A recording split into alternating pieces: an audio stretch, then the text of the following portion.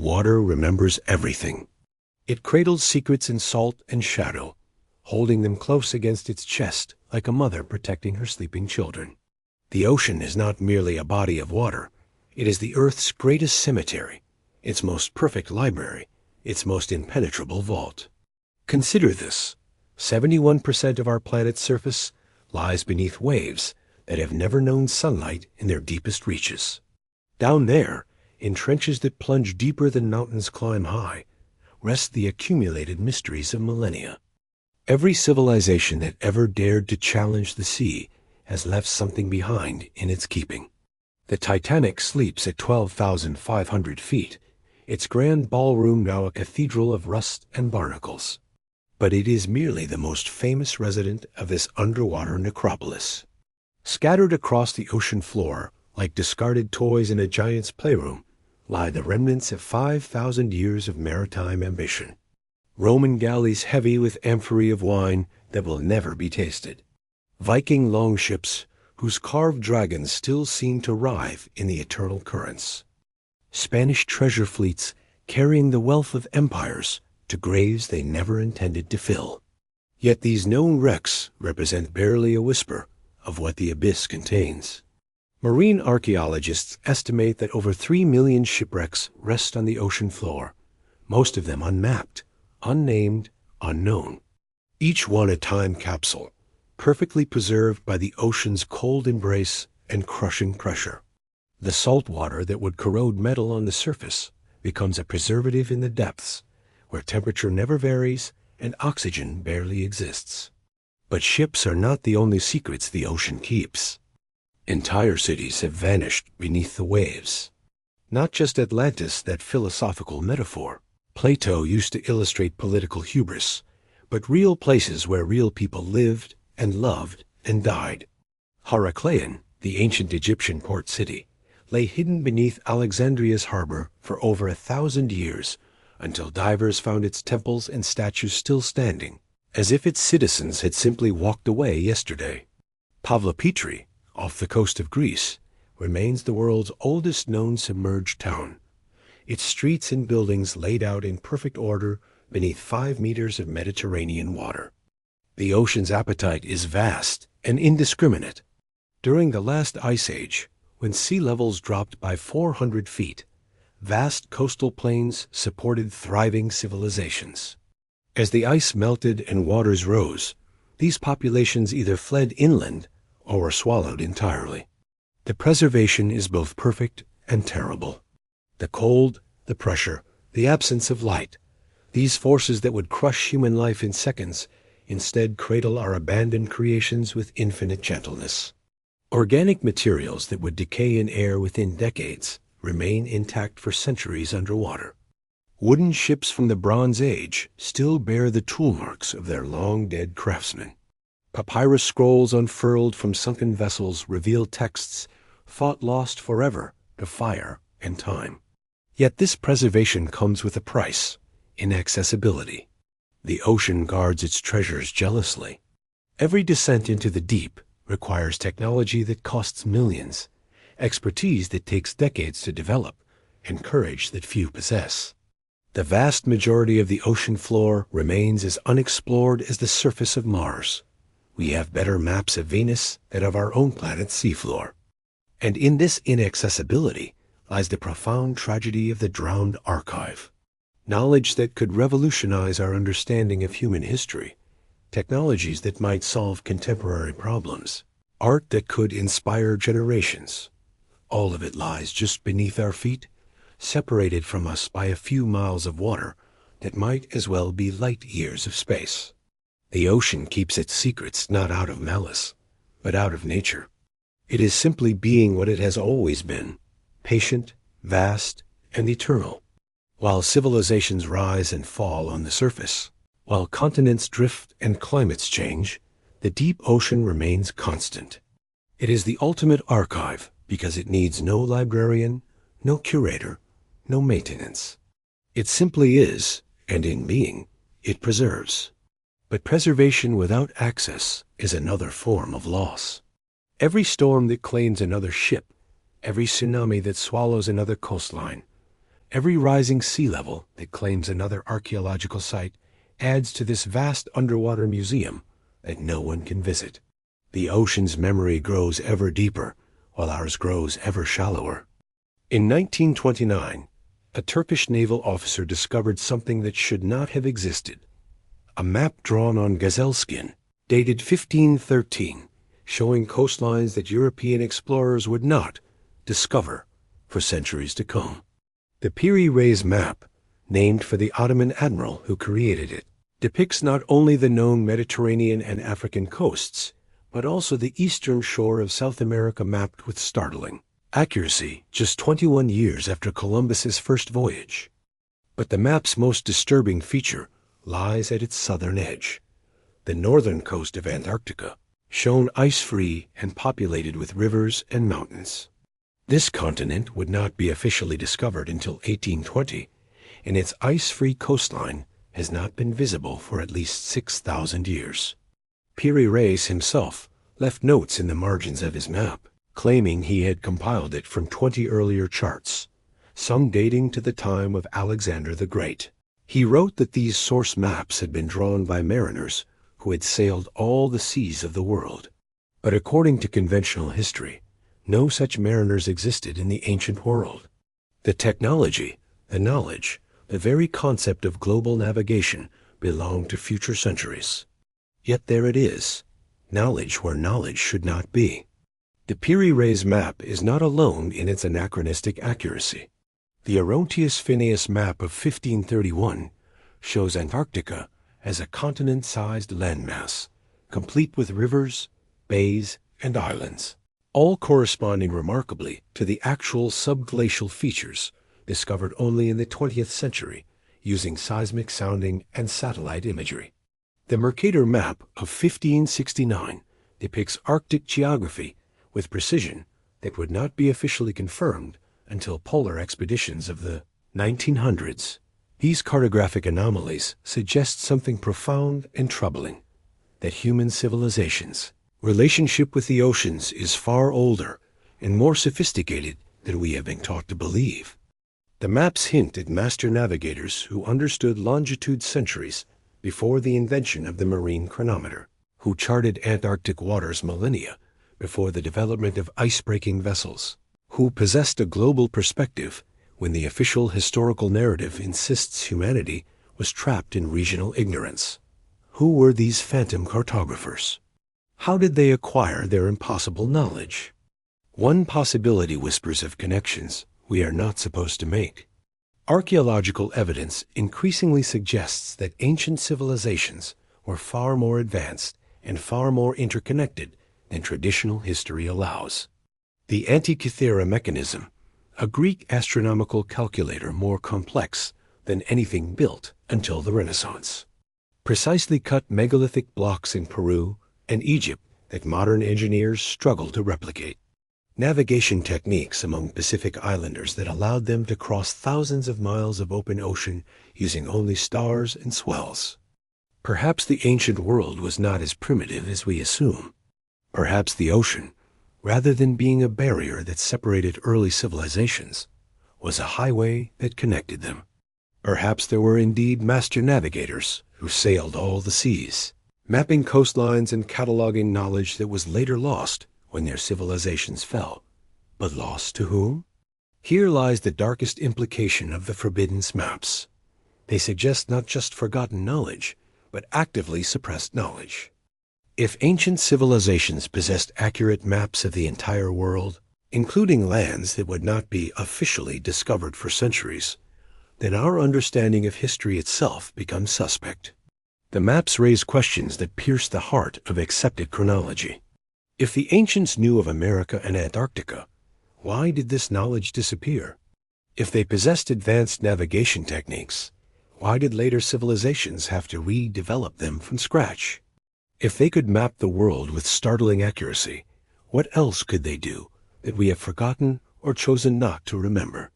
The ocean holds answers to these questions in its deepest archives. Somewhere beneath the waves lie the ports these ancient navigators departed from, the ships they sailed, the instruments they used, the libraries where they stored their charts. But the same waters that preserve this evidence also protect it from discovery, keeping it locked away in pressure and darkness. The forbidden maps are fragments of a larger truth, pieces of a puzzle that challenges everything we think we know about human achievement and historical progress. They suggest that the story of civilization is not a steady upward climb from primitive to advanced, but rather a series of peaks and valleys, achievements and losses, knowledge gained and knowledge forgotten. In the end, the maps are themselves archives, paper memories of a drowned world, cartographic ghosts of civilizations that mastered the oceans and then vanished beneath them. They remind us that the sea gives up its secrets reluctantly, and that some knowledge, once lost to the depths, may be lost forever. The ocean remembers what we have forgotten. The forbidden maps are its way of reminding us that we once knew more than we know now. Beneath 25 meters of crystalline Pacific water, something impossible waits in silence. The Yanaguni Monument, if monument it truly is, rises from the sea floor like a fever dream carved in stone. Massive terraces cascade downward in perfect geometric precision. Corridors run straight as arrows through what appears to be living rock. Stairways descend into chambers that have known no footfall for millennia. The Japanese government calls it a natural formation. Geologists point to the layered sandstone, to the way water and time can sculpt even the most unlikely shapes from solid rock. They speak of pareidolia, the human tendency to see patterns and purpose where none exist, to find faces in clouds and cities in stone, but the monument refuses their explanations. Every angle is too precise, every corner too sharp, every surface too deliberately carved. Marine archaeologist Masaaki Kimura has spent decades exploring its depths, measuring its proportions, documenting its impossible architecture. He speaks of tool marks invisible to casual observation, of right angles that nature never produces, of a complex that could only have been built by intelligence, human intelligence, when this place was dry land, when the sea level was lower, when the world was young. 10,000 years ago, perhaps 12, when the last ice age was releasing its grip on the planet and meltwater was beginning its inexorable rise. When this monument, this temple, this palace, this city stood beneath open sky, not crushing ocean. But Yanaguni is not alone in its underwater exile. Off the coast of India, in the Gulf of Cambay, sonar has revealed structures that dwarf any ancient city known to archaeology. Dwarka, the legendary golden city of Lord Krishna, described in Sanskrit texts as a marvel of engineering with palaces of crystal and streets paved with precious stones. For centuries, scholars dismissed these descriptions as religious mythology, poetic exaggeration, the fevered dreams of ancient priests. Then the National Institute of Ocean Technology found it. Massive stone structures stretch across 9 kilometers of seafloor. Walls, towers, what appear to be harbors and breakwaters. Artifacts dredged from the site include pottery, sculptures, and tools that carbon date to over 9,000 years old. The acoustic imaging reveals a planned city, laid out with the kind of sophisticated urban design that mainstream archaeology insists did not exist until thousands of years later. The implications writhe like living things in the minds of those who dare consider them. If these structures are indeed human constructions, if Yanaguni is truly a monument and Dwarka truly a city, then the timeline of human civilization collapses like a house of cards. The neat progression from hunter-gatherer to farmer to city builder to architect dissolves into chaos. In its place emerges a darker possibility. The Mediterranean tells similar stories. Off the coast of Lebanon, structures that can only be described as harbors extend far below the current waterline. The precision of their construction, the sophistication of their engineering, suggests maritime civilizations that mastered architecture and urban planning when conventional history places humanity in caves and crude settlements. These sunken kingdoms share common features that haunt the imagination. All show evidence of sudden abandonment, as if their populations simply vanished one day, leaving their cities to the rising waters. All demonstrate construction techniques that surpass anything their supposed contemporaries achieved. All exist at depths that correspond to sea levels from the end of the last ice age, a time when, according to mainstream archaeology, humans were barely beginning to experiment with agriculture, much less monumental architecture. The pattern suggests something far more troubling than isolated anomalies. It hints at a global civilization, or at least a network of civilizations that achieved remarkable sophistication before disappearing beneath the waves.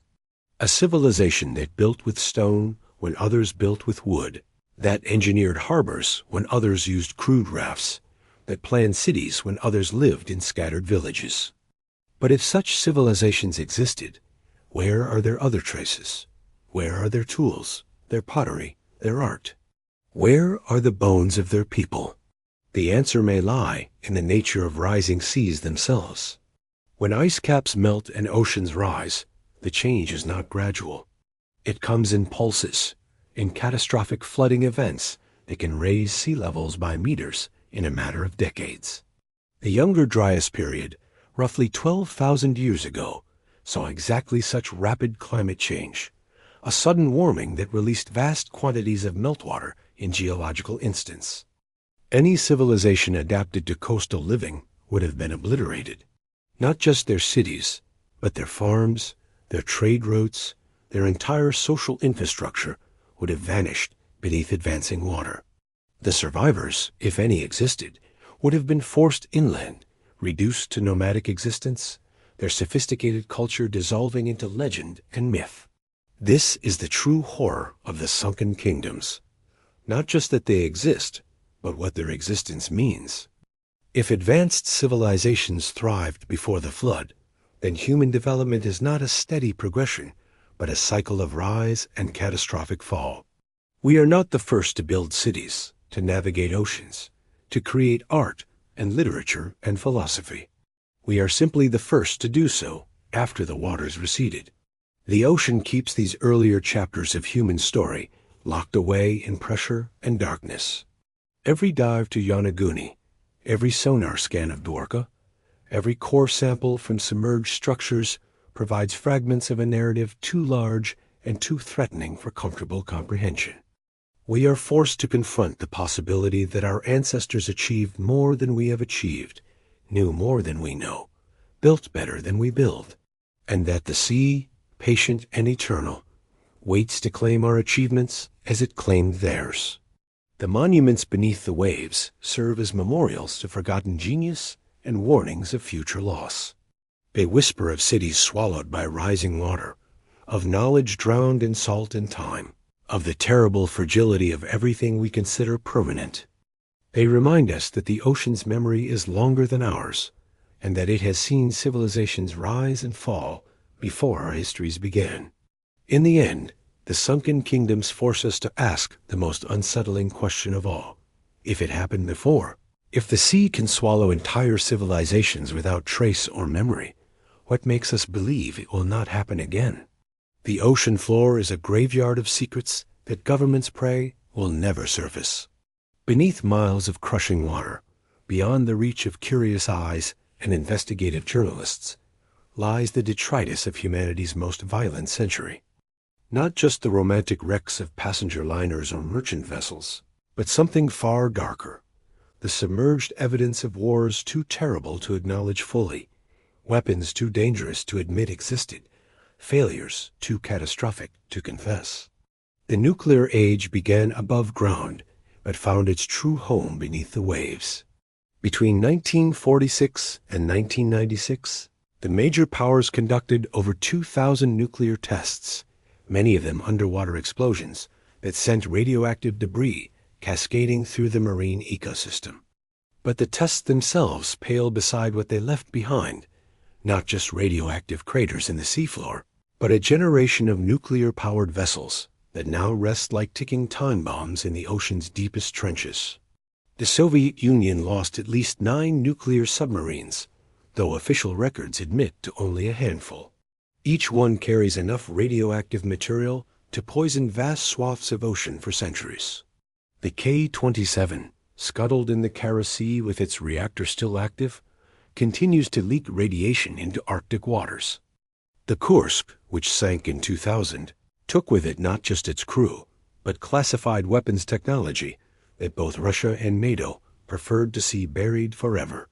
But nuclear submarines represent only the tip of the radioactive iceberg. During the Cold War, both superpowers used the ocean as a convenient dumping ground for nuclear waste they couldn't safely dispose of on land.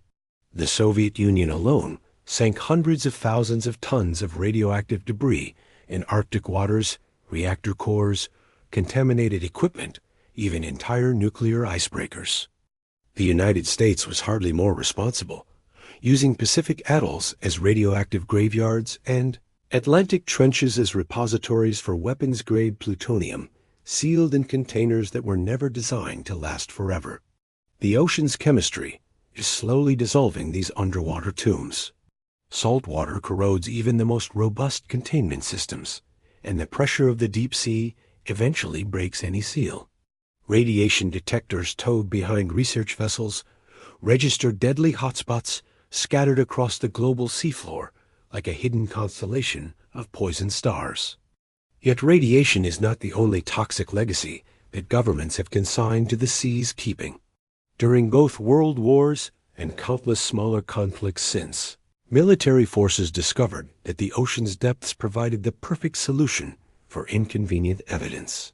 Chemical weapons too horrific to acknowledge, biological agents too dangerous to destroy safely, experimental drugs too illegal to dispose of through normal channels, all found their way to the seafloor, sealed in barrels and containers that were meant to keep their contents hidden forever. Off the coast of Italy, American forces dumped thousands of tons of mustard gas shells after World War II, simply pushing them off the sides of transport ships rather than attempting the complex and expensive process of safe destruction. The shells still rest there, slowly leaking their contents into Mediterranean waters that millions depend on for food and recreation. Similar dumps exist off every continent, cataloged in classified documents that remain sealed decades after the wars that created them ended. The biological weapons are worse. During the height of the Cold War, both sides developed pathogens so virulent that even their creators feared them. When détente demanded the destruction of these weapons, military leaders faced a terrible choice: admit to their existence and deal with the political consequences, or find a way to make them disappear. The ocean offered the perfect solution: a vast, crushing environment where containers could sink beyond recovery, where their contents would remain safely sealed until time itself forgot they existed. But time does not forget, and the ocean is not as secure a vault as its depth suggests. Deep-sea mining operations now reach levels of the seafloor that were once considered permanently inaccessible. Fishing trawls drag nets through underwater dumping grounds, occasionally bringing up containers marked with symbols their crews cannot read and warnings printed in languages they do not understand. Research submarines exploring previously unmapped trenches stumble across orderly rows of barrels, their contents labeled in codes that only classified military documents can decode. The governments responsible maintain their silence through a combination of plausible deniability and genuine ignorance. Records were destroyed, officers died, entire military units disbanded. The institutional memory that could reveal the full extent of underwater contamination has been deliberately erased, leaving researchers to piece together the scope of the problem from scattered evidence and educated guesses. Intelligence agencies prefer this uncertainty. Better to let scientists wonder about the source of radiation readings than to admit the true scope of Cold War environmental crimes. Better to classify deep-sea exploration data than to reveal the locations of underwater weapons dumps. Better to deny knowledge of chemical contamination than to face the astronomical cost of cleanup and the legal liability their honest admission would create. The military-industrial complex discovered early that the ocean's vastness provided not just a dumping ground, but a perfect cover story. Any unusual readings could be attributed to natural phenomena, any dead zones to climate change, any mutations in marine life to pollution from known sources. The sheer size of the ocean meant that localized contamination could be dismissed as statistical anomaly, and the cost of deep-sea investigation ensured that most suspicious areas would never be properly explored. But the ocean's circulation patterns do not respect national boundaries or military classifications. Radioactive particles released from a Soviet submarine eventually reach American shores. Chemical weapons dumped in European waters affect fish stocks throughout the Atlantic. Biological agents sealed in Pacific trenches find their way into global ocean currents that connect every sea. The silent wreckage of war represents humanity's darkest bargain with the ocean, the use of its depths not as a repository of history, but as a tool of collective amnesia. Governments that could not safely destroy their most terrible weapons instead chose to hide them, gambling that the ocean's vastness and the seafloor's inaccessibility would keep their secrets safe forever. This gamble is slowly failing. Climate change is altering ocean chemistry and circulation patterns in ways that could mobilize long-dormant contamination.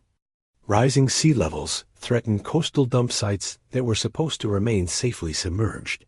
Most ominously, advancing technology is making the deep sea increasingly accessible to commercial exploitation, scientific exploration, and simple human curiosity. The ocean remembers what we have tried to forget, and it is beginning to give back what we gave it. Every corroded barrel, every leaking submarine, every dissolving container of chemical weapons represents a time bomb with a fuse measured in geological time. The silent wreckage of war will not remain silent forever, and when it finally speaks, its voice will carry the accumulated poison of a century's worth of classified crimes against the future. In the deepest trenches of the Earth's oceans, where sunlight has never penetrated and pressure would crush human bone to powder in microseconds, life has taken forms that challenge every assumption about biology, evolution, and the very nature of existence itself. These creatures exist in a realm so alien that encountering them feels less like marine biology and more like first contact with beings from another world entirely. The Mariana Trench, that deepest scar in the planet's surface, yields specimens that seem to mock the laws of nature. Xenophilophores, single-celled organisms that grow to the size of dinner plates, defying the cellular constraints that govern all other life on Earth. Their existence alone rewrites textbooks, but it is their behavior that truly unsettles researchers. These giants move with purpose across the seafloor, leaving trails that suggest intelligence, decision-making, perhaps even communication methods that operate on timescales incomprehensible to surface dwellers. But the xenophilophores are merely the beginning of the deep ocean's biological horror show.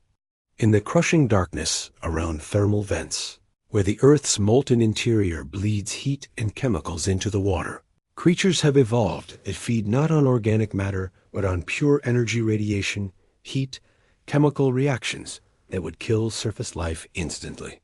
The Pyrococcus furiosus thrives in temperatures that would sterilize surgical instruments. The Dinococcus radiodurans survives radiation levels thousands of times higher than what would prove lethal to humans, rebuilding its DNA faster than gamma rays can destroy it. These are not mere curiosities of evolution. They represent life forms that have transcended the biological limitations that define every other organism on the planet. In classified research facilities scattered across the globe, samples of these creatures undergo analysis that reads more like science fiction than marine biology. Their cellular structures incorporate materials that do not exist in surface life. Their metabolisms operate on principles that contradict established biochemistry. Their reproduction cycles suggest lifespans measured not in years or decades, but in centuries, perhaps millennia. The military applications have not gone unnoticed. Deep-sea organisms that can survive in environments of extreme pressure, temperature, and radiation offer biological solutions to problems that have plagued weapons designers for generations. But it is not just their resilience that makes these creatures subjects of classified research. Some species exhibit behaviors that blur the line between biology and technology.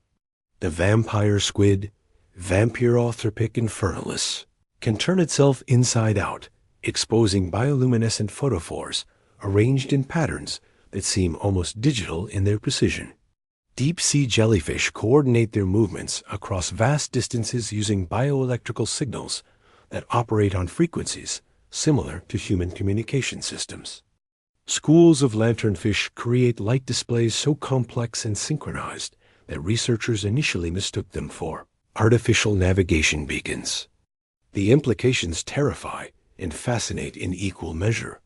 If evolution can produce organisms that function like living machines, that communicate using electromagnetic signals, that survive in conditions lethal to all other life, what other biological technologies might exist in unexplored regions of the deep ocean? What happens when these naturally evolved capabilities are combined with human genetic engineering, synthetic biology, directed evolution? The research continues in facilities whose existence is officially denied and whose findings are classified at levels that suggest national security implications. Scientists who gain clearance to work with deep-sea specimens sign non-disclosure agreements that extend for decades beyond their retirement. Their published papers contain gaps and redactions that hint at discoveries too dangerous or too valuable to share with the international scientific community. Some of the censored research deals with organisms that challenge fundamental assumptions about death itself. In the deepest ocean trenches, researchers have discovered bacterial communities that appear to exist in states that defy classification as either alive or dead. They show no metabolic activity, no growth, no reproduction, yet they respond to stimuli, repair cellular damage, and maintain complex molecular structures across geological timescales. These organisms exist in a suspended state that resembles nothing so much as biological cryonics, waiting through eons for conditions that will allow them to resume active existence. The military implications are obvious and terrifying. Soldiers who could survive in suspended animation, weapons systems that remain dormant for decades before activation, biological agents that could remain inert in the environment for generations before triggering under specific conditions. The deep ocean's biological innovations offer solutions to tactical problems that conventional technology cannot address. But perhaps the most unsettling discoveries involve organisms that appear to have evolved specifically in response to human activity. In areas of the ocean floor contaminated by nuclear waste, researchers have found species that not only tolerate radiation, but seem to require it for survival. Their cellular structures incorporate radioactive isotopes as essential components. Their reproduction cycles accelerate in direct proportion to radiation levels. Their very existence suggests evolutionary adaptation occurring in real time rather than across millennia. These radiotrophs, as they have been designated in classified documents, raise questions that keep biosecurity experts awake at night. If life can adapt to nuclear contamination within decades rather than millennia, if organisms can evolve to thrive on the byproducts of human warfare, the biological horrors beneath the waves represent more than scientific curiosity or military opportunity.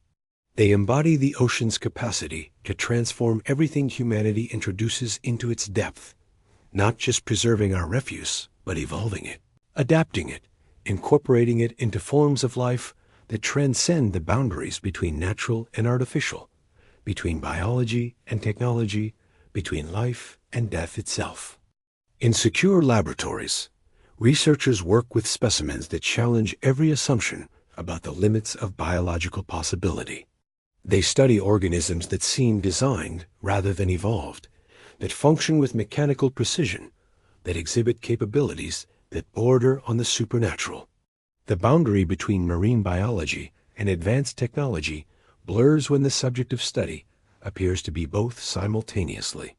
The ocean's deepest regions have become laboratories of evolutionary experimentation on a scale and at a pace that surface science cannot match.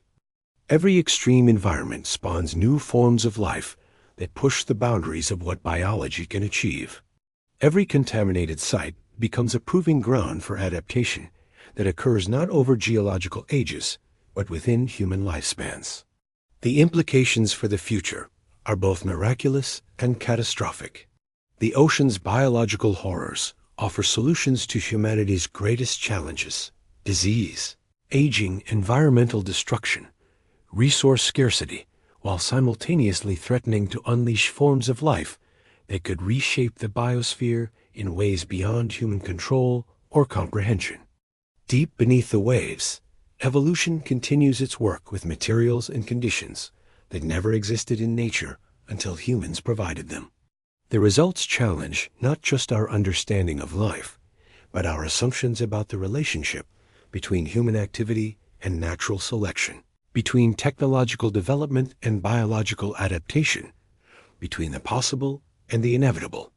The sonar readings began appearing in classified naval reports during World War II, when submarine warfare pushed human technology into the ocean's deepest realms for the first time. Objects moving at impossible speeds through crushing depths. Metallic signatures that dwarfed the largest vessels ever constructed. Acoustic anomalies that suggested propulsion systems operating on principles unknown to human engineering. Military commanders initially dismissed these reports as equipment malfunctions or misidentified marine life. The war demanded focus on known enemies, not phantom signals that violated the laws of physics. But the sightings continued, accumulating in files marked with classifications that ensured they would never reach public scrutiny. Sonar operators reported craft measuring hundreds of meters in length, moving at speeds that would liquefy any material known to human metallurgy. Hydrophones detected acoustic signatures that suggested engines producing no cavitation, no turbulence, no sonic boom despite velocities exceeding anything in the human arsenal. The patterns defied explanation, but followed their own internal logic. The unidentified submerged objects, USOs, in the dry language of military acronyms, appeared most frequently near areas of high naval activity, as if drawn to human maritime operations. They demonstrated capabilities that suggested not just advanced technology, but physics operating according to principles that human science had yet to discover. They moved through water as if it offered no resistance, changed direction without deceleration, descended to depths that would crush any known submarine like an empty soda can. The Cold War transformed these mysterious encounters from curiosities into potential security threats. Both superpowers developed detection networks that monitored every submarine movement in the world's oceans, creating a surveillance web so comprehensive that no vessel could move undetected. Yet the USOs continued their movements, seemingly oblivious to human attempts at tracking, occasionally acknowledging sonar pings with responses that suggested not just awareness, but amusement at human technological limitations. Soviet naval records, released decades after the collapse of the USSR, revealed encounters that mirror American reports with disturbing consistency. In the Arctic Ocean, nuclear submarines encountered objects that paced their movements for hours, maintaining perfect distance and bearing despite evasive maneuvers. In the Pacific, sonar operators tracked formations of USOs moving in coordinated patterns that suggested intelligence, purpose, perhaps even military organization. The most unsettling reports describe direct interaction between human vessels and the unidentified objects. The USS Stein, a destroyer escort, returned to port in 1978 with its sonar dome covered in claw marks from an unknown creature or device. The gouges extended deep into the metal, arranged in patterns that suggested deliberate action rather than accidental contact. Analysis of organic material found embedded in the damage revealed biological compounds unlike anything in known marine life. But it is the testimony of individual sailors that provides the most chilling details, accounts recorded in debriefing sessions that remain classified decades later. Submarine crews report encounters with objects that seem to observe human vessels, following them for days before disappearing into depths that exceed any known oceanic trench. Surface ships detect massive sonar signatures rising from the seafloor, objects so large that their displacement should create detectable changes in local sea level. The descriptions share common elements that suggest systematic observation of human maritime activity by intelligences that possess capabilities far exceeding our own. The objects demonstrate awareness of human technology, responding to sonar pings and radar sweeps in ways that indicate not just detection but analysis. They position themselves to observe naval exercises, weapons tests, submarine deployments. Their behavior suggests intelligence gathering on a scale that would make human espionage operations appear primitive by comparison. Military analysis of USO encounters reveals patterns that challenge fundamental assumptions about human dominance of the oceans. The objects appear most frequently near strategic choke points, the Gibraltar Strait, the Suez Canal, the Panama Canal positions that would be crucial for controlling global maritime traffic. They demonstrate interest in nuclear-powered vessels, following missile submarines and aircraft carriers with particular persistence. Their behavior suggests surveillance of human military capabilities by entities possessing technology that renders human naval forces effectively transparent. The official response has been systematic denial, coupled with intensive classified research. Public inquiries receive standard responses about misidentified marine life, equipment malfunctions, atmospheric phenomena. Meanwhile, specialized military units study USO encounters with the same intensity once reserved for enemy weapon systems. Acoustic signatures undergo analysis using processing power that exceeds most national defense budgets. Video recordings, when they exist, receive enhancement using techniques borrowed from intelligence satellites and deep space telescopes. The research reveals technological signatures that suggest propulsion systems operating without reaction mass, materials that demonstrate impossible strength-to-weight ratios, energy sources that produce no detectable radiation or heat signature.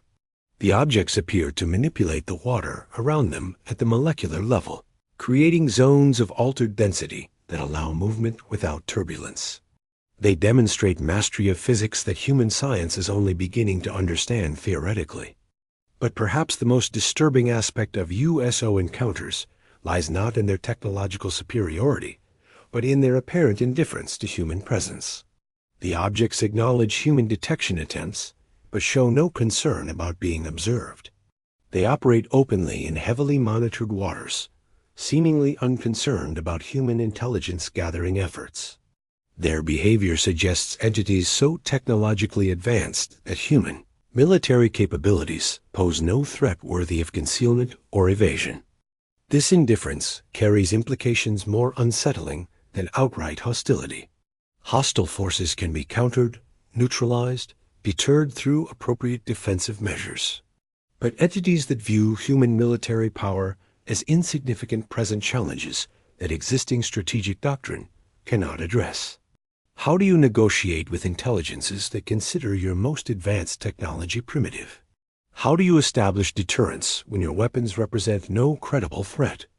The ocean's depths may harbor intelligences that have observed human development for centuries, monitoring our technological progress with the detached interest of scientists studying laboratory specimens. Our naval expansion into previously inaccessible waters may have triggered more intensive observation, not because we represent a threat, but because our activities have become sufficiently developed to warrant closer study. The non-human presence beneath the waves forces a fundamental reassessment of humanity's position in the cosmic hierarchy. We may not be alone on this planet, much less in the universe. The entities that demonstrate technological mastery of our oceans may view human civilization as we view the development of tool use among primates, interesting but hardly threatening, worthy of observation, but not requiring intervention. The classified files continue to accumulate, documenting encounters that challenge every assumption about human uniqueness, technological supremacy, and planetary dominance. The ocean keeps its secrets, But those secrets increasingly suggest that humans are neither the most advanced intelligence on Earth, nor the dominant force in the planet's largest ecosystem. Beneath the waves, others watch and wait, their purposes as unfathomable as the depths they call home. The families never received bodies to bury. They never received truthful explanations of what happened to their sons, their fathers, their husbands, who simply vanished beneath the waves one day and never returned. Instead, they received carefully crafted lies, official condolences that revealed nothing, and the cold comfort of government pensions calculated to buy silence, rather than provide genuine compensation for their loss. The Thresher was supposed to be the most advanced submarine in the United States Navy when it dove beneath the Atlantic on April 10, 1963. 129 souls aboard, officers, enlisted men, civilian technicians, all confident in their vessel's revolutionary design and unmatched capabilities. The submarine was undergoing sea trials after an extensive overhaul, testing systems that would define the next generation of nuclear-powered warfare. The last communication came, experiencing minor problem, have positive up angle, attempting to blow up. Then silence that has stretched across 6 decades, broken only by the sound of implosion recorded by underwater listening posts, a sound that marked the instant when 129 lives were crushed out of existence 8,000 feet below the surface. The official investigation blamed a piping failure, a mundane mechanical malfunction that caused flooding the crew could not control. But the classified portions of the report, sealed in vaults that may never be opened, tell a different story. They speak of experimental technology that pushed the boundaries of materials science beyond safe limits. They describe weapon systems that existed in violation of international treaties. They detailed test protocols that prioritized data collection over crew safety. The Thresher's loss was not an accident, but the inevitable result of military priorities that treated human life as an acceptable cost of technological advancement. The submarine carried equipment that could not be acknowledged, tested systems that could not be admitted to exist, pursued capabilities that could not be revealed even to allied nations. When the vessel imploded, it took with it not just the lives of its crew, but secrets that governments preferred to see buried in the deep ocean, rather than exposed through honest investigation. The Soviet Union's submarine disasters follow the same pattern of truth buried beneath layers of official deception. The K-129 disappeared in the Pacific in 1968, taking its crew of 98 to the bottom, along with nuclear missiles that both superpowers preferred to pretend never existed. The official Soviet report claimed mechanical failure during routine patrol operations. The classified reality involved a weapons malfunction during testing of systems designed to deliver nuclear warheads to targets that violated every arms control agreement ever signed. When the C.I.S. Explorer attempted to salvage the K-129 in one of the most expensive covert operations in intelligence history, the mission's public goals bore no resemblance to its actual objectives. The agency claimed interest in Soviet submarine technology, but the true prize lay in the missile compartment and its cargo of weapons whose existence both sides had publicly denied. The recovery operation succeeded in retrieving only a portion of the submarine, but it was enough to confirm that nuclear powers routinely deployed weapon systems that officially did not exist. A pattern repeats across decades of maritime disasters that governments cannot afford to acknowledge honestly.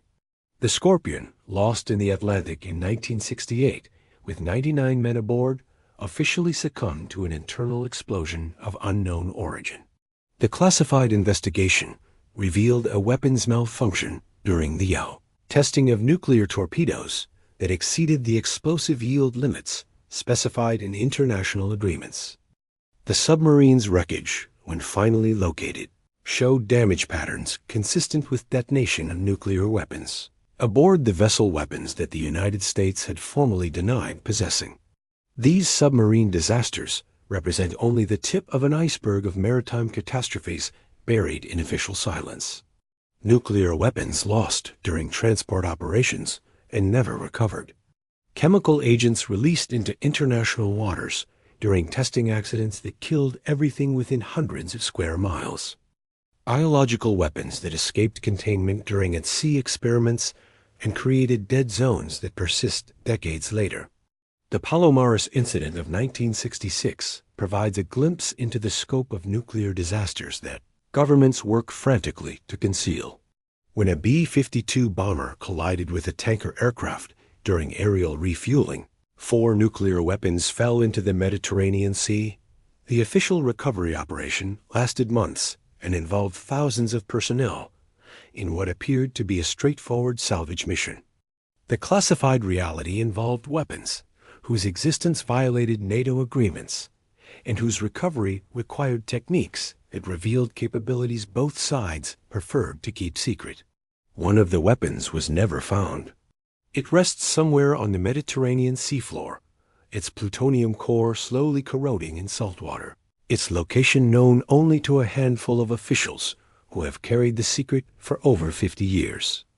The missing weapon represents thousands of similar incidents: nuclear materials lost at sea, chemical agents dumped in international waters, biological specimens released during accidents that were classified rather than cleaned up. The human cost of these buried disasters extends far beyond the immediate casualties. Families spend decades fighting for information about loved ones who vanished during operations that officially never occurred. Veterans develop cancers and neurological disorders from exposure to agents that governments refuse to acknowledge.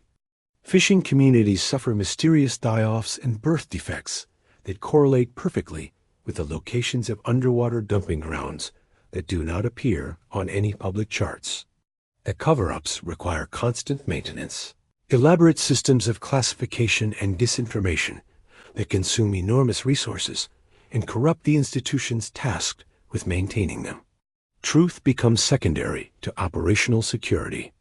Scientific data gets buried when it reveals inconvenient facts about environmental contamination. Medical research is suppressed when it demonstrates connections between military accidents and civilian health problems. The ocean becomes complicit in these deceptions, its vastness and inaccessibility providing natural security for secrets too dangerous to keep on land. The crushing depths and eternal darkness of the deep sea offer perfect concealment for evidence that could topple governments, end military careers, and expose the true cost of weapons programs that operate beyond any democratic oversight.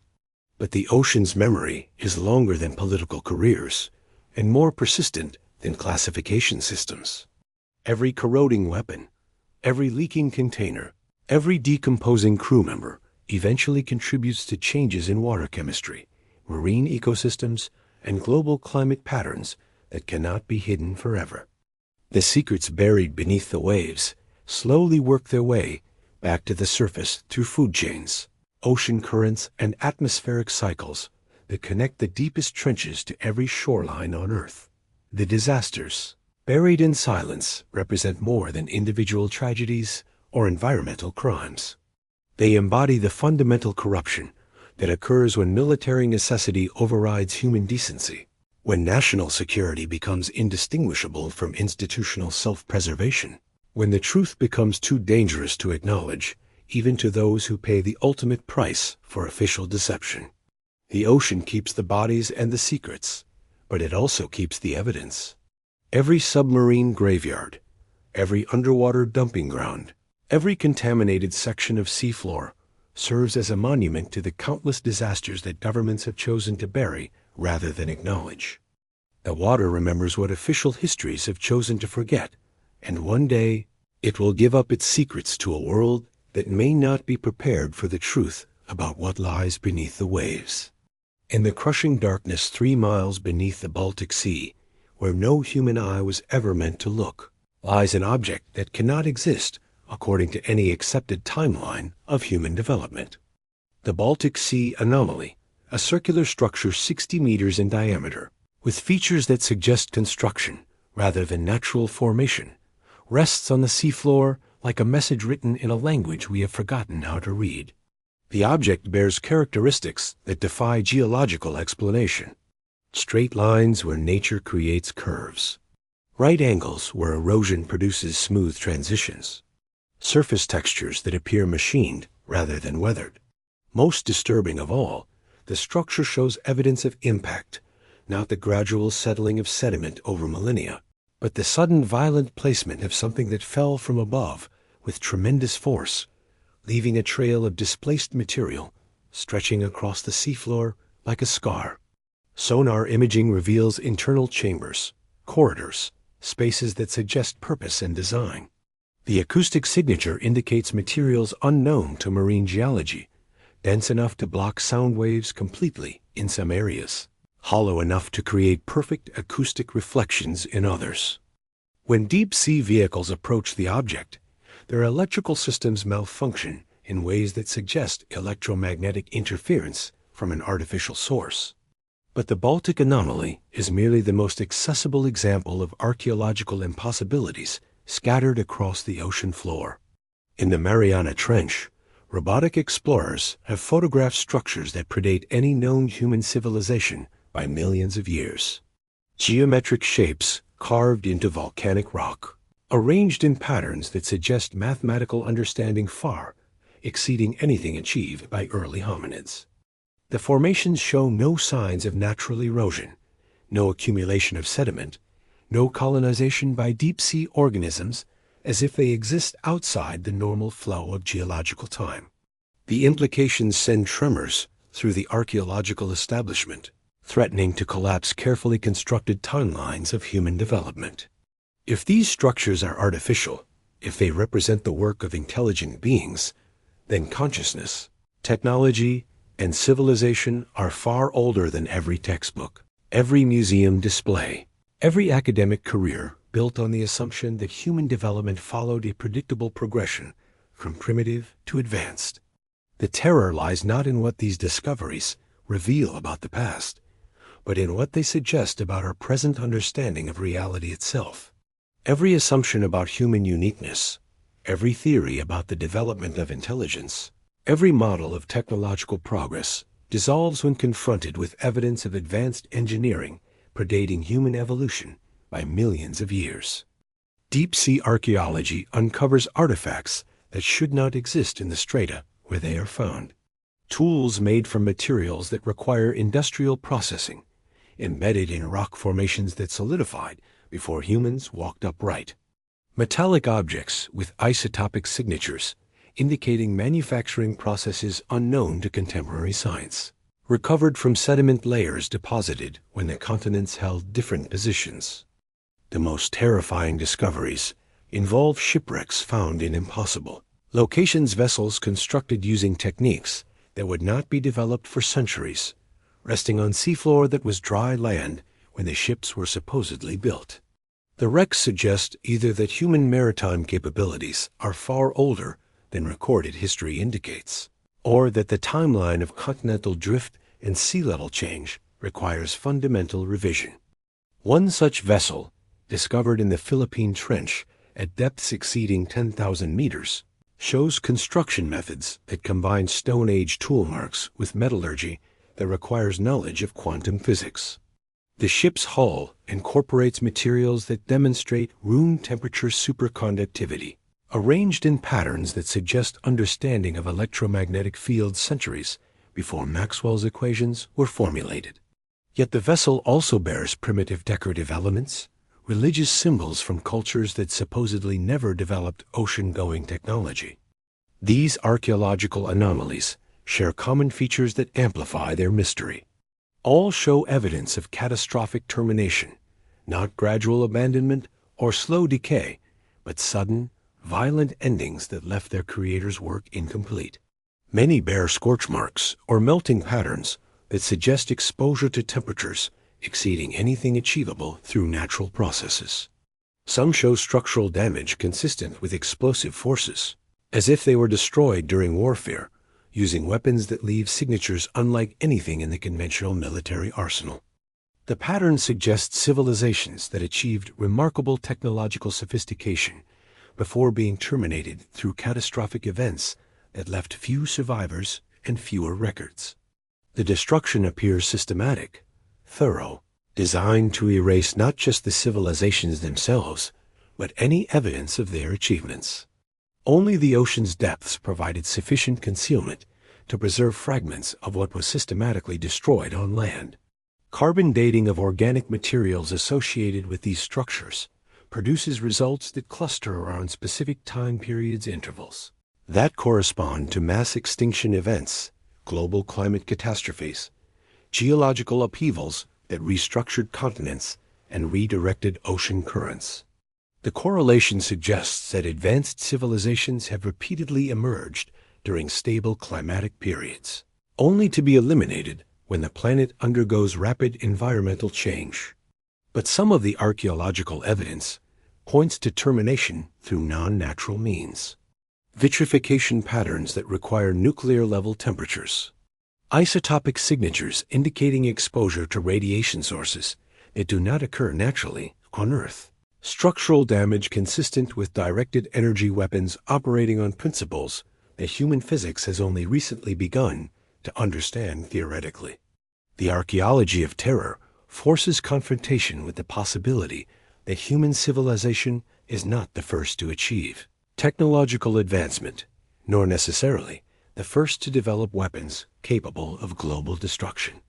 The ocean floor preserves evidence of previous cycles of development and catastrophic termination, suggesting that intelligence repeatedly emerges on this planet, only to be eliminated when it reaches critical thresholds of capability.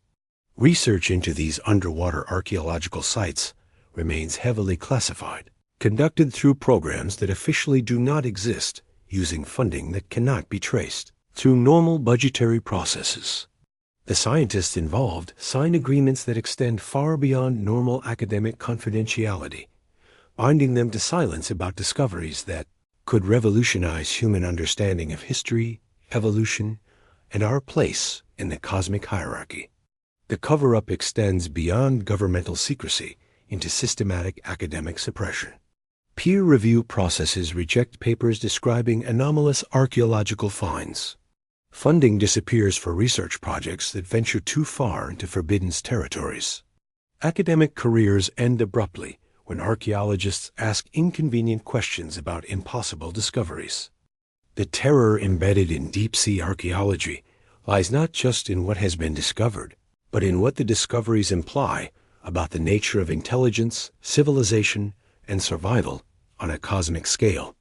If advanced civilizations have repeatedly emerged and been destroyed, if the ocean floor is littered with the remains of species that achieved technological mastery only to face extinction, then human development may be following a pattern that has played out numerous times before.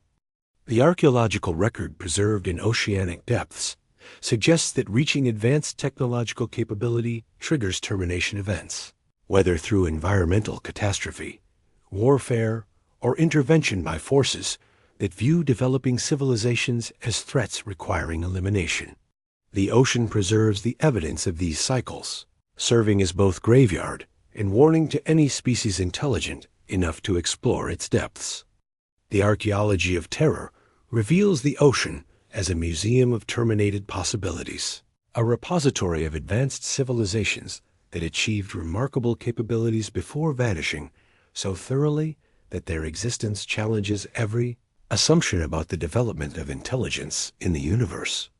Above the surface, nations rage against each other in endless cycles of conflict and competition. Borders shift, alliances fracture, ideologies clash with violence that reshapes continents. Yet beneath the waves, where pressure crushes human ambition and darkness swallows national flags, the enemies of the surface world unite in common cause, the preservation of secrets too dangerous for any single nation to bear alone. The pact has no formal treaty, no signed documents, no official acknowledgement of its existence. It operates through handshakes between admirals who publicly despise each other, through intelligence sharing between agencies that officially do not communicate, through coordinated silence that transcends every geopolitical boundary drawn by human hands. The ocean's deepest secrets belong not to any single nation, but to the collective conspiracy of power itself. This underwater detente began during the darkest days of the Cold War, when both superpowers discovered that their nuclear ambitions had awakened things in the deep ocean that threatened consequences beyond the scope of conventional warfare. Soviet submarines encountered phenomena that their classified reports described as violations of known physics. American nuclear tests triggered responses from the deep ocean that suggested intelligence, purpose, perhaps even retaliation from entities whose existence challenged the fundamental assumptions underlying military planning. The first tentative cooperation emerged from mutual terror rather than mutual respect.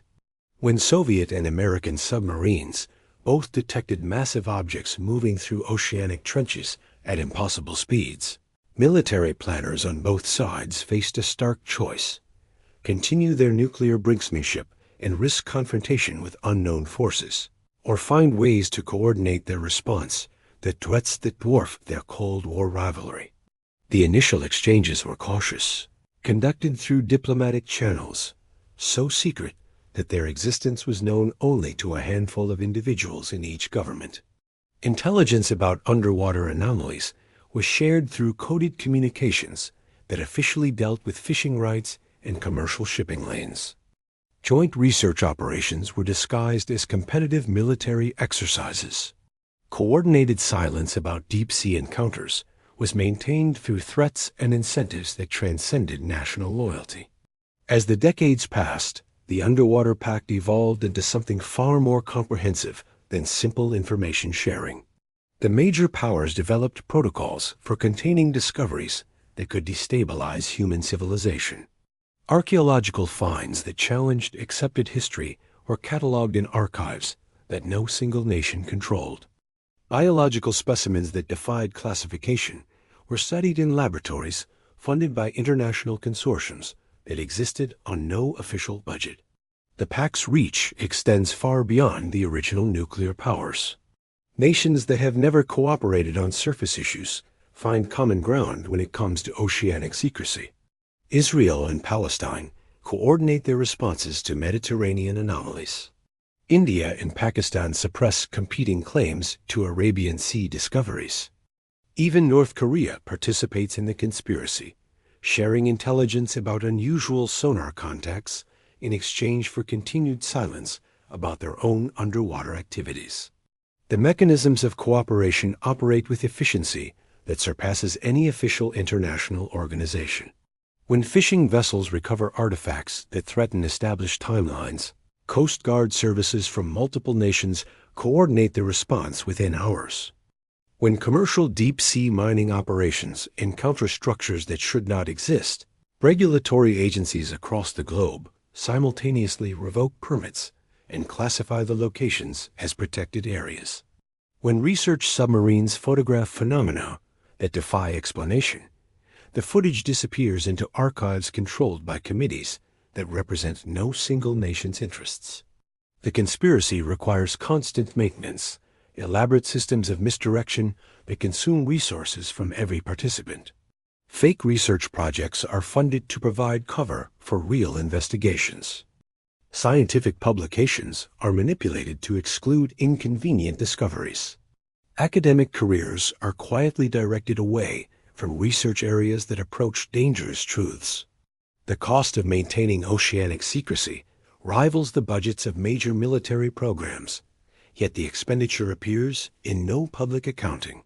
The oceans packed with power operates through principles that transcend national interest or ideological commitment.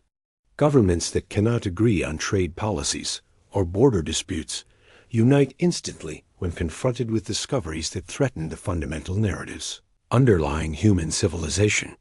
The shared commitment to oceanic silence creates bonds stronger than any military alliance, more enduring than any treaty, more comprehensive than any international law.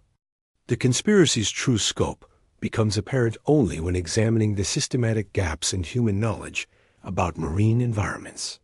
Despite technological capabilities that allow exploration of deep space, vast regions of the Earth's oceans remain officially unexplored. Despite commercial interests that would drive mining operations to every accessible mineral deposit, Certain areas of the seafloor are declared off-limits by international consensus that appears to emerge spontaneously. Despite scientific curiosity that drives research into every other planetary environment, specific oceanic regions receive no academic attention despite obvious geological or biological significance. These patterns of avoidance are not accidental.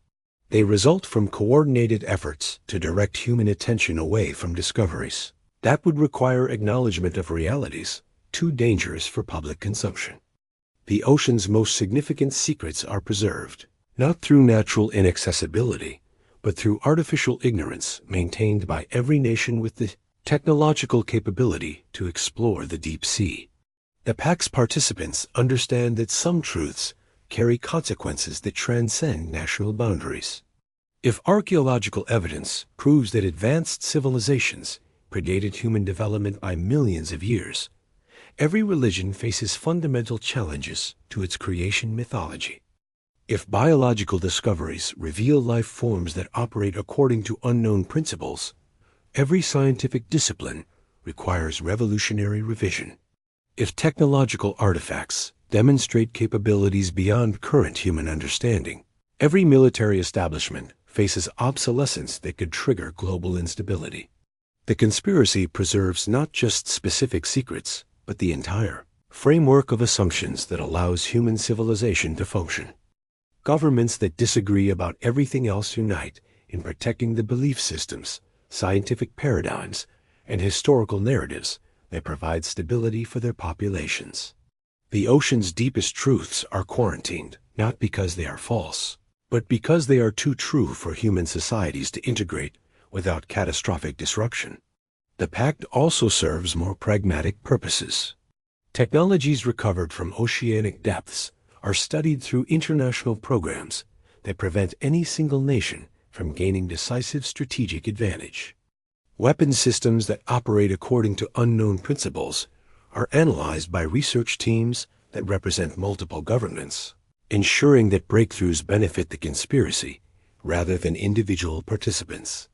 The ocean's most dangerous secrets are preserved not just from public knowledge, but from unilateral exploitation by any member of the coalition. The result is a shadow international order that operates with more cooperation and efficiency than any public institution.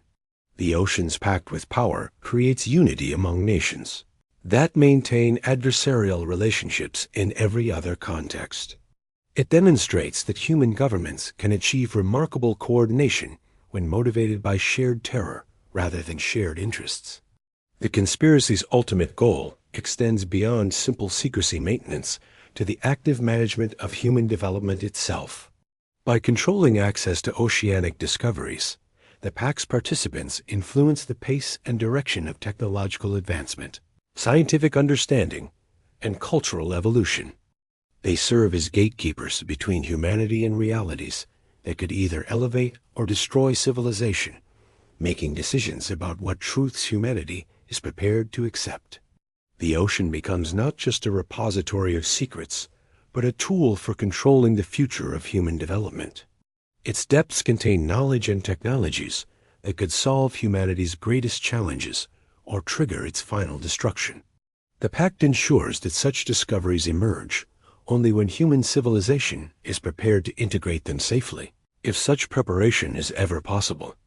In the deepest waters of the planet, former enemies work together to protect secrets that belong to no nation and threaten every nation equally.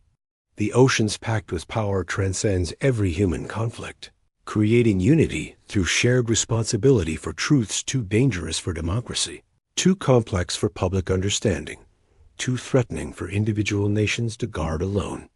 The ocean waits with the patience of geological time, cradling secrets that predate human consciousness and will outlast human memory. In its deepest trenches, where pressure exceeds the strength of diamonds and darkness is absolute, lies the ultimate repository of truths, too dangerous for the surface world. Each descent into these abyssal depths risks disturbing what was meant to remain forever hidden, awakening forces that have slumbered since continents held. Different names and stars followed different paths across ancient skies. Humanity's exploration of the deep sea accelerates with each passing decade. Technologies that once required the resources of superpowers now fit within budgets accessible to corporations, universities, even wealthy individuals driven by curiosity rather than military necessity. Submersibles probe deeper, stay longer, see more clearly. Robotic explorers map previously uncharted regions with precision that reveals details invisible to earlier generations. Satellite imagery penetrates oceanic surfaces that once provided perfect concealment for whatever lies beneath.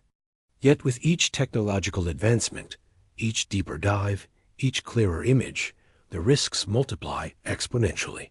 The ocean's secrets were not hidden by accident, but by design preserved in depths that natural selection never intended human beings to reach, protected by pressures that would crush any organic form foolish enough to venture into territories reserved for entities that operate according to different biological principles entirely. The signs of disturbance are already becoming apparent to those with clearance to recognize them. Deep-sea monitoring stations record acoustic anomalies that correlate precisely with human exploration activities. Previously dormant regions of the seafloor show signs of movement, reorganization, perhaps even awakening after eons of slumber. Ocean chemistry exhibits changes in areas where research vessels have conducted extensive sampling, as if the very act of observation triggers responses from systems that function on scales incomprehensible to human perception. Marine biologists speak in hushed tones about organisms appearing in regions where no life should exist, creatures that seem to emerge from previously sterile depths, as if human presence creates conditions that allow them to manifest. These beings exhibit characteristics that challenge every principle of evolutionary development, complex behaviors that suggest intelligence, cooperative activities that indicate communication, rapid adaptation that implies technological rather than biological advancement. The geological changes are more ominous. Fault lines show increased seismic activity in areas where deep-sea mining operations probe the seafloor. Underwater volcanic systems that have remained dormant for millennia begin showing signs of activation following intensive research activities. Ocean currents shift in ways that climate models cannot explain, creating dead zones and unusual warming patterns that correlate with locations of heavy exploration traffic. The classified reports accumulate in archives that grow more restrictive with each passing year. Intelligence agencies track the proliferation of deep-sea technology with the same intensity once reserved for nuclear weapons programs. International monitoring systems detect unauthorized descents into protected waters with precision that surpasses most military surveillance networks. The ocean's most sensitive regions are now guarded with security measures that exceed those protecting nuclear facilities. Yet the momentum of exploration cannot be stopped by classification or international agreement. Commercial interests drive mining operations toward ever deeper deposits. Scientific curiosity pushes research teams toward previously unexplored regions. Military competition demands surveillance capabilities that penetrate every oceanic depth. The very success of deep-sea technology creates pressure for further advancement, deeper exploration, greater access to regions that were meant to remain permanently inaccessible. The entities responsible for oceanic secrecy face a paradox that may have no solution. The secrets they protect become more vulnerable with each technological advance. Yet the technologies themselves emerge from human curiosity that cannot be permanently suppressed without destroying the civilizations they seek to protect. The ocean's deepest truths will eventually surface, not through deliberate revelation, but through the inexorable progress of human capability. Some classified analysts believe the process has already begun. They point to changes in global climate patterns that correlate with deep-sea exploration activities, suggesting that human interference with oceanic systems is triggering responses from planetary mechanisms that operate on timescales measured in millennia rather than human generations. The ocean may be beginning to reveal its secrets, not through choice, but through necessity, responding to disturbances that threaten the stability of systems that have maintained equilibrium since before human civilization existed. The implications terrify those who understand them. If the ocean's deepest secrets emerge through uncontrolled processes rather than careful revelation, human civilization may face truths for which it has no preparation, no framework for understanding, no institutional capacity for integration. The knowledge preserved in oceanic depths could prove as destructive to human societies as the weapons hidden in submarine graveyards, capable of ending civilizations through revelation rather than explosion. The final silence may already be breaking.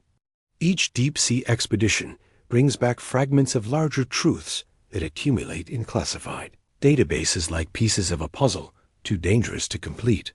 Each technological advancement makes previously impossible discoveries routine.